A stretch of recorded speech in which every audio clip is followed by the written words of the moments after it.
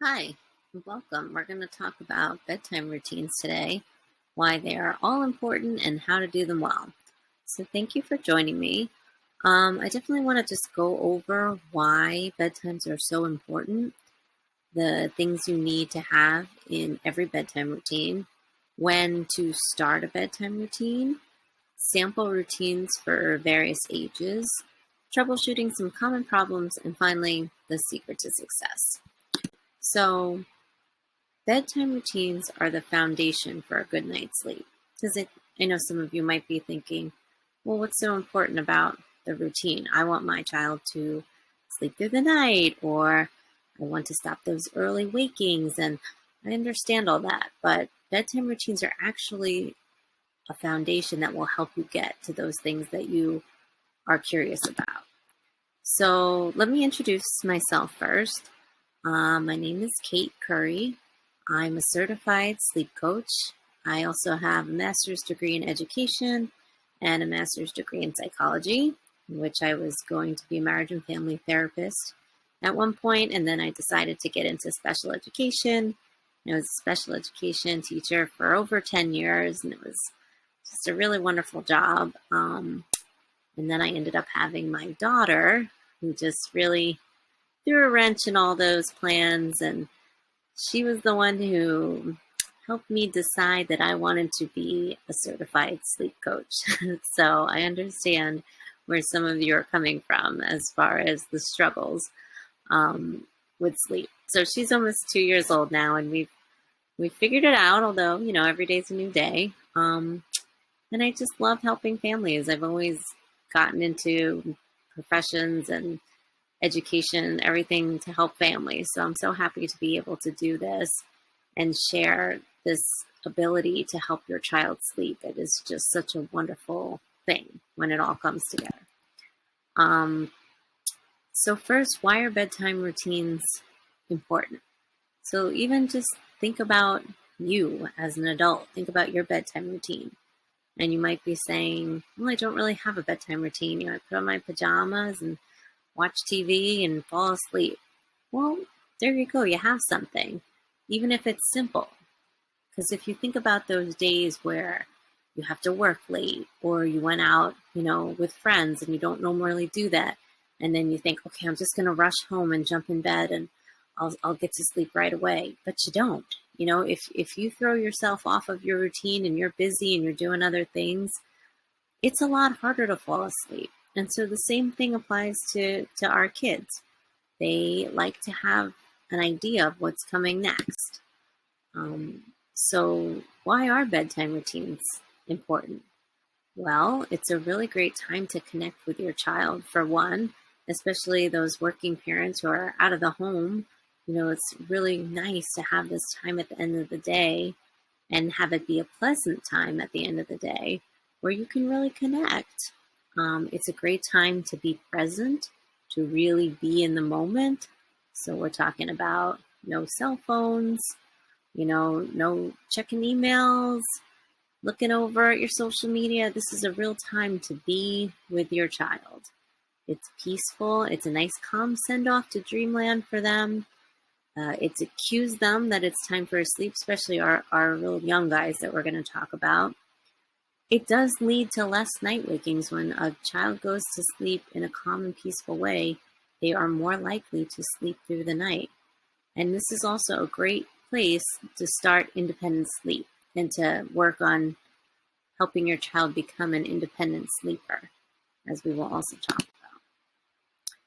So all bedtime routines should include consistency. Well, everything with child sleep should include consistency. But I'm talking about time, so I'm not going to go into all the different options for bedtimes right now, but your bedtime for your child should be pretty consistent, within 15 minutes to half an hour every single day, unless there's like a skip nap or something crazy happens. But like I said, don't really want to get into that. It should be pretty consistent. And the routine, the order in which you do things should be pretty consistent.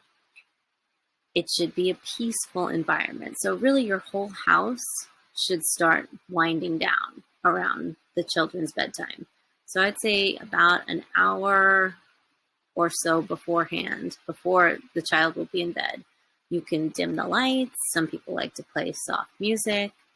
I would definitely turn off all the screens, all the iPads, the TVs, that blue light. Anytime within an hour of bed will keep them up. You can lower your voice, move a little slower.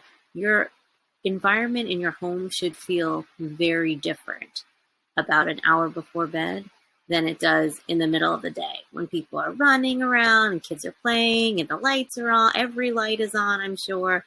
It should really, you should feel the difference.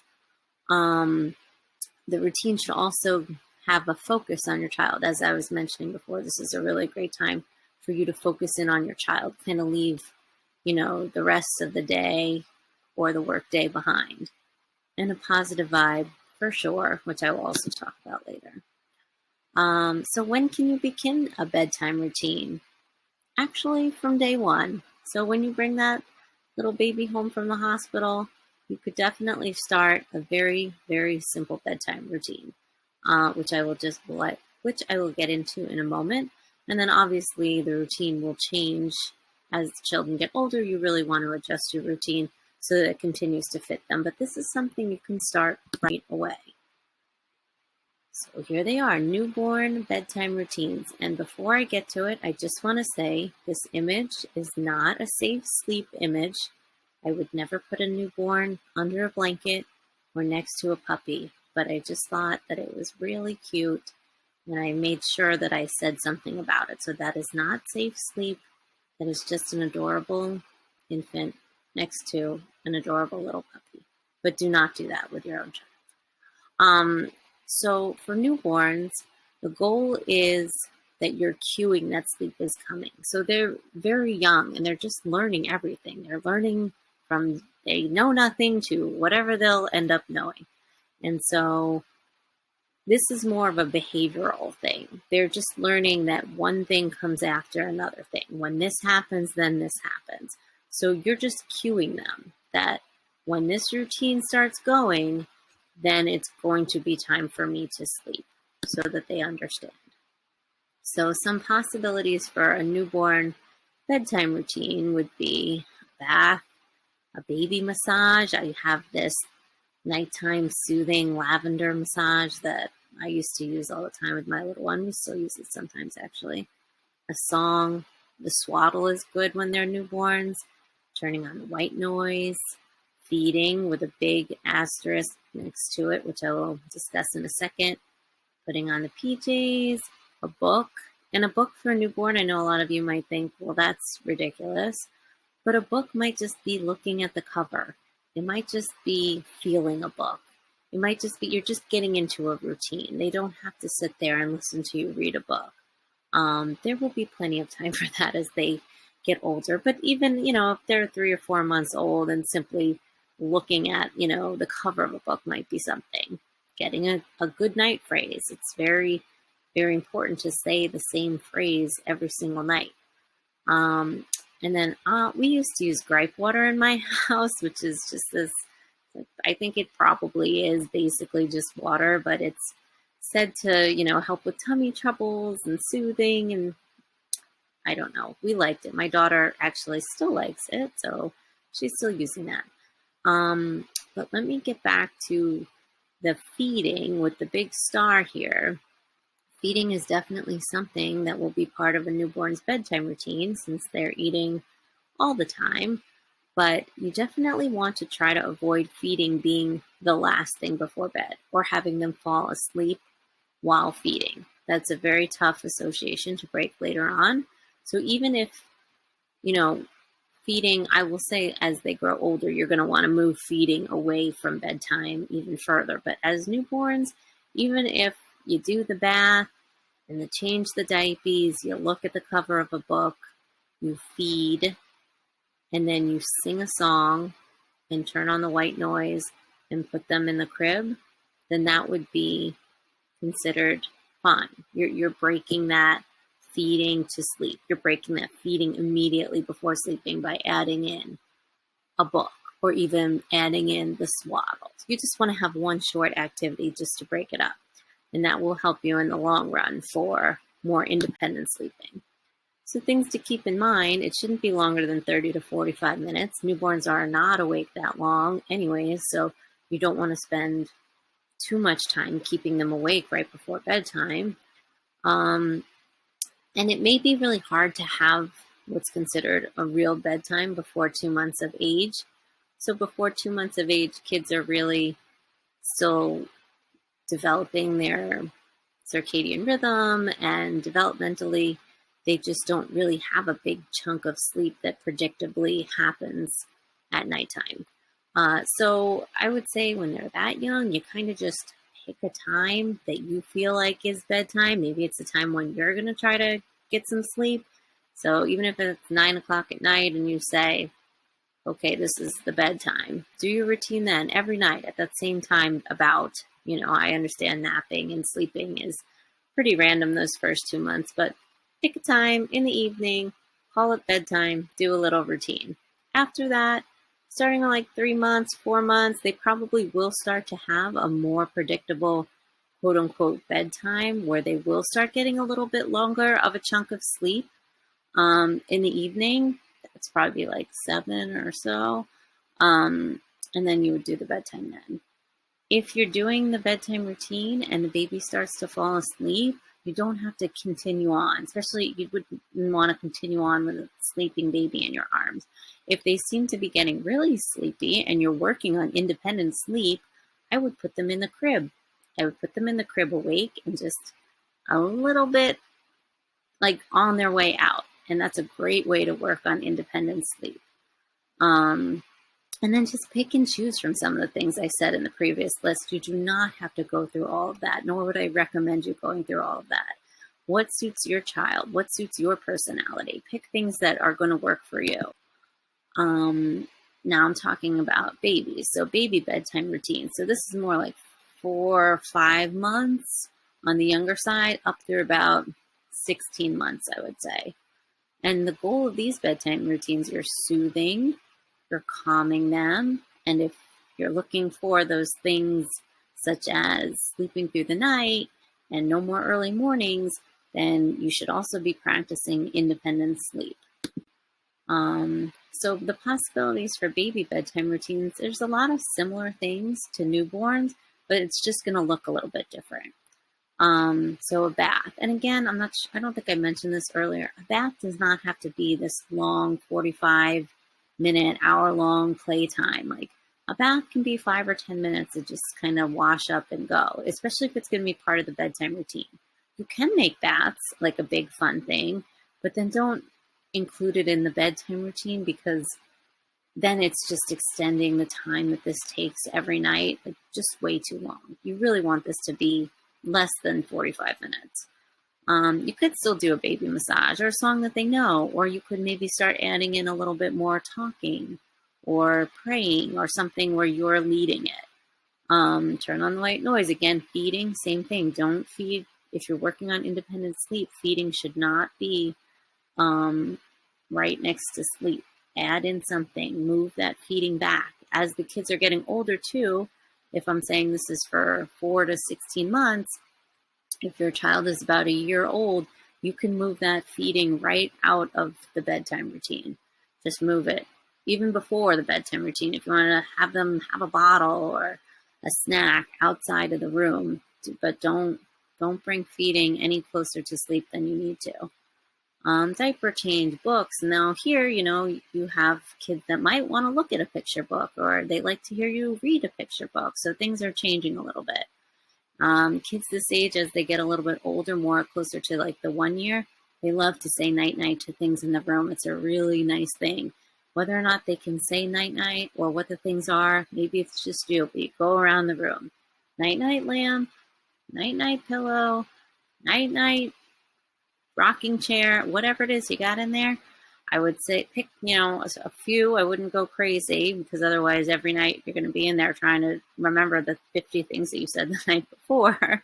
But definitely, it's a fun thing to add. And then it's kind of fun at this age to watch when they're really little that they can't join in. And then by the end of 16 months, you'll be surprised they start joining in, and it's kind of fun. So again, keep in mind, this is not a long thing, 30 to 45 minutes. Keep it consistent. Keep the same activities every time. You don't want to, say night tonight, but then, we'll mix it up and we'll do something completely different that we don't normally do. No, like just keep doing the same things. Switch out your books, maybe change up the things you say night too, but for the most part, the activities should be very similar. And at this age, especially when you're approaching that year mark, it's a great time to start setting boundaries. Even though, maybe they're not quite understanding, it's great to start getting in the habit of saying, this is our last book, or we're going to read 2 books tonight, or, for timing, not stretching it out. If they do want to keep saying bye-bye to everything in the room, now's a good time to say, okay, we'll say bye-bye to one more thing, and then it's finished. And so you're kind of showing them that this is not just going to last for as long as they want it to. This is something that has a start time and it has an end time. And so they'll be ready for that when they're a little bit older. And this is fun age too, because they're starting to engage a little bit more. And encourage them to point to what they want to say night to. Get them to be part of it. So then you're moving into toddler bedtime routine. So this is, 17 months and up, I would say. So now hopefully, they're becoming willing participants in this.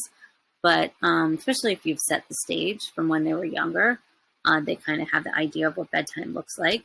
But if, you have a toddler who bedtimes have become somewhat of a struggle or they're very difficult, you can still make a change. So it might take a little bit of time, but this is going to be helpful to anyone with a toddler.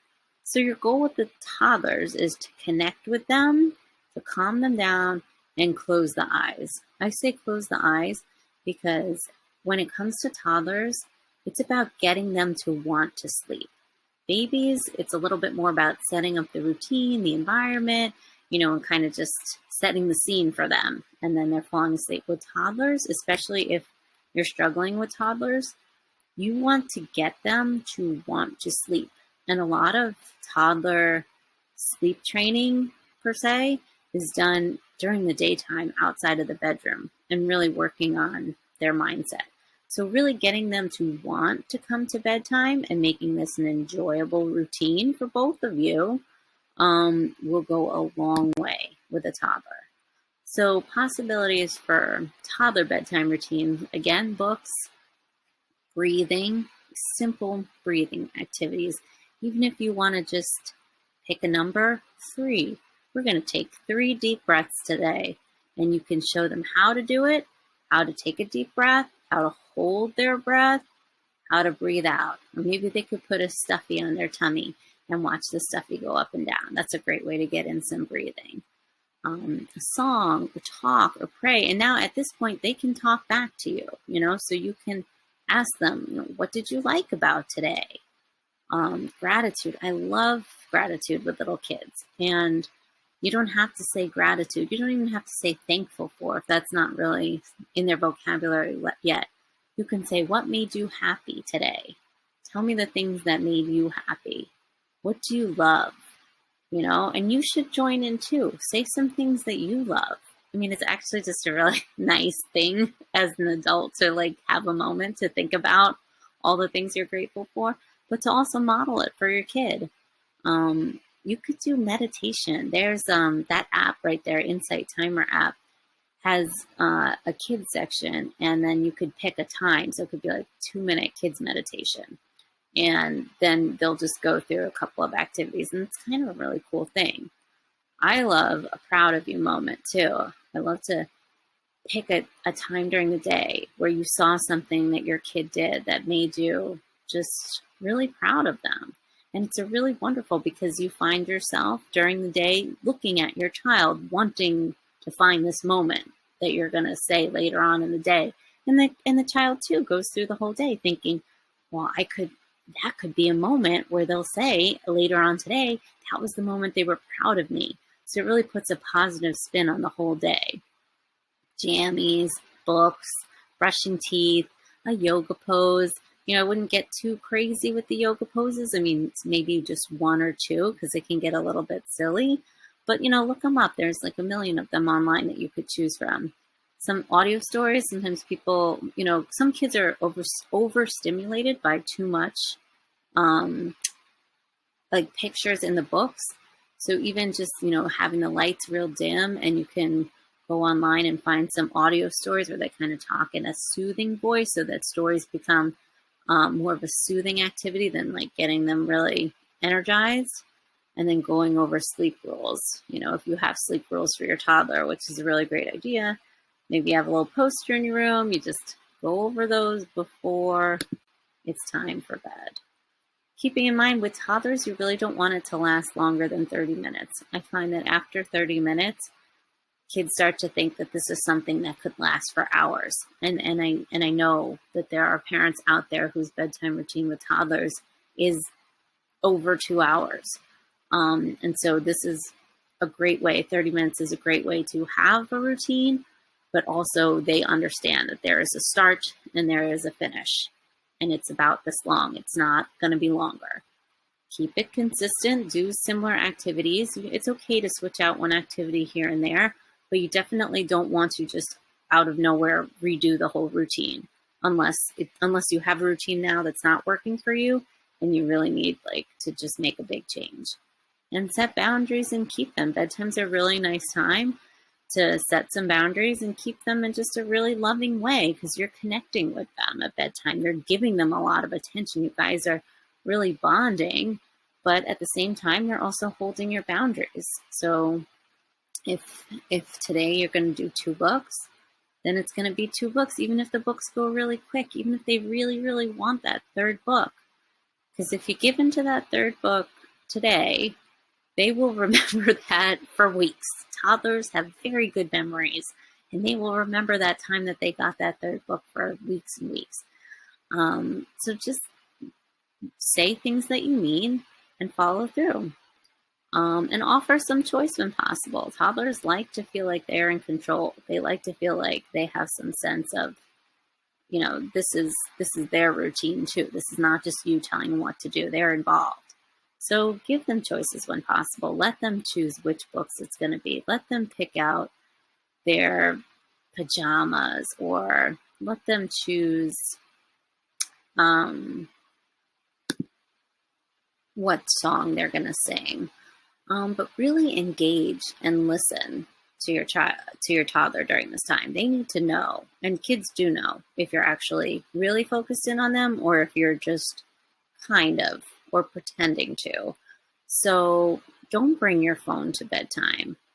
And when they're talking, a really great strategy is to just repeat back what they say. I mean, it sounds kind of silly, but literally you could just say back the same exact thing that they said. If you said, well, what was your favorite thing about today? And they said, when I got to have chocolate cake after dinner. And you could say, you really liked when you had chocolate cake after dinner. And they will feel so good about themselves. They will feel like they are listening to me. They get me. It is a very simple strategy, but it goes a really long way. And make sure to engage too. Tell them something you liked about the day.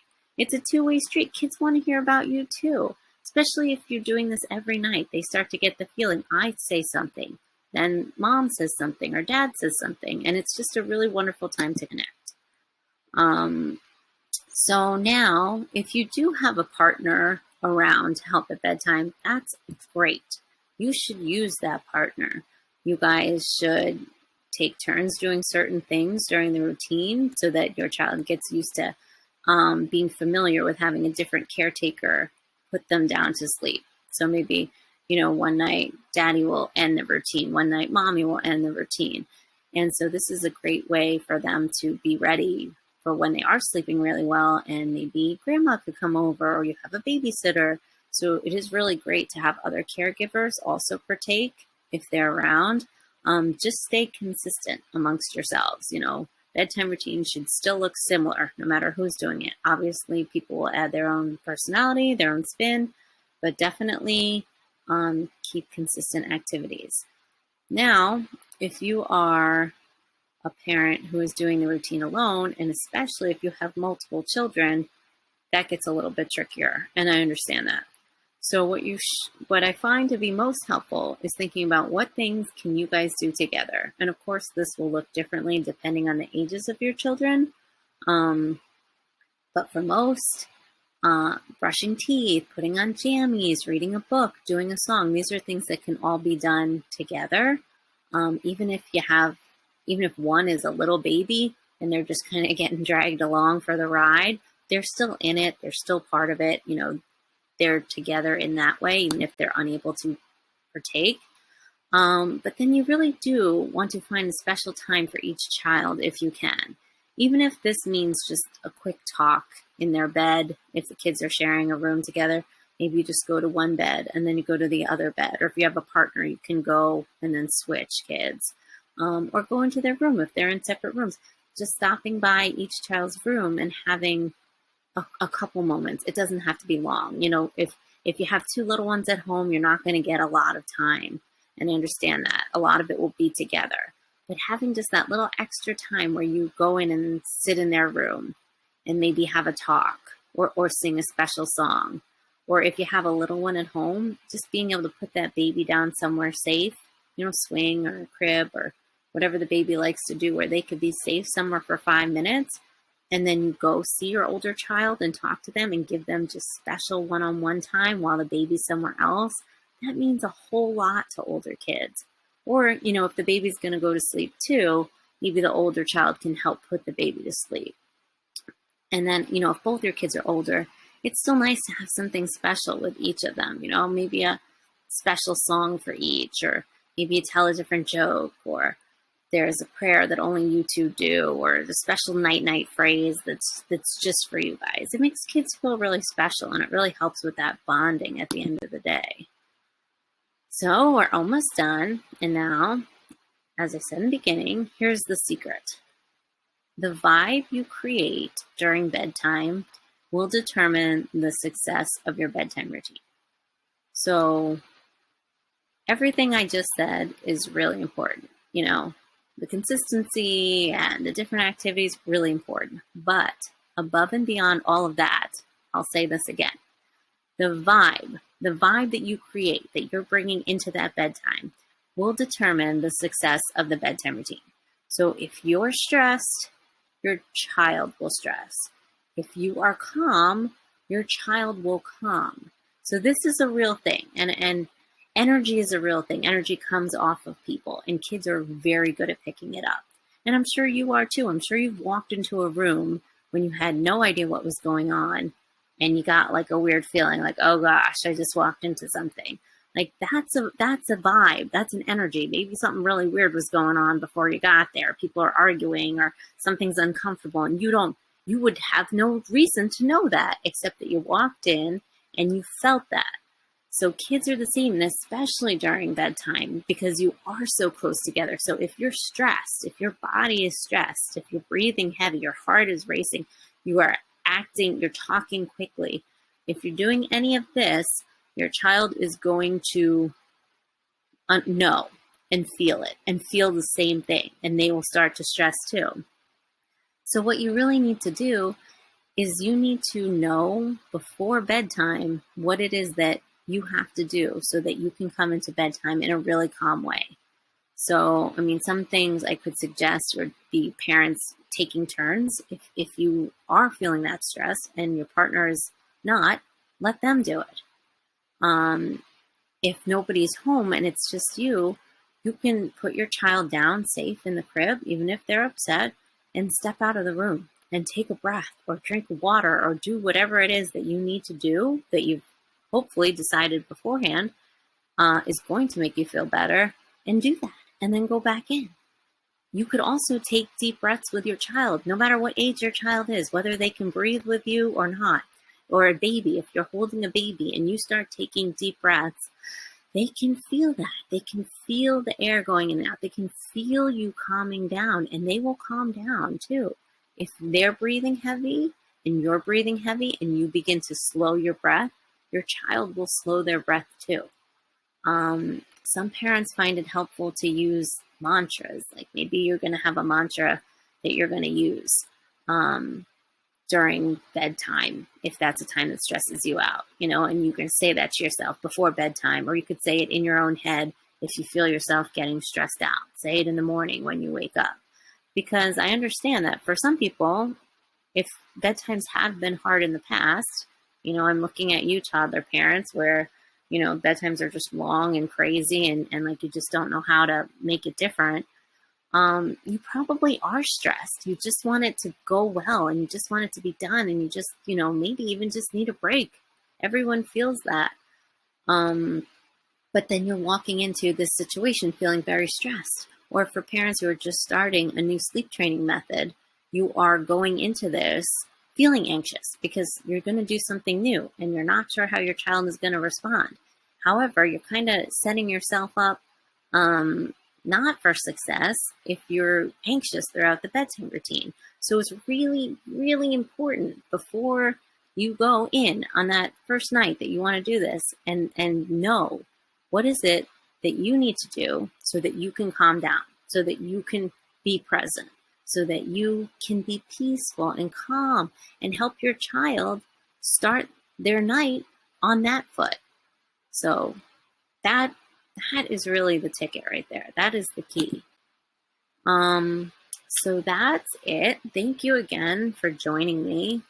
I hope this was really helpful. I hope that you have some ideas about how you're going to change your bedtime and make it, more beneficial and more, positive and calm and a way to connect with your child. If you feel like you need more support, I do offer, one-on-one coaching. I also have some other freebies on my website, like toddler bedtime cards and things like that. I do a weekly blog, so you could check that out, or you could sign up for my email list where I'll send information, usually just weekly, bi-weekly sometimes. You could follow me on socials for daily tips. Or if you just want to have a question about something I said here, feel free to contact me on social media or with my email. Go on my website, and I would definitely like to connect. Great. Hope this helped.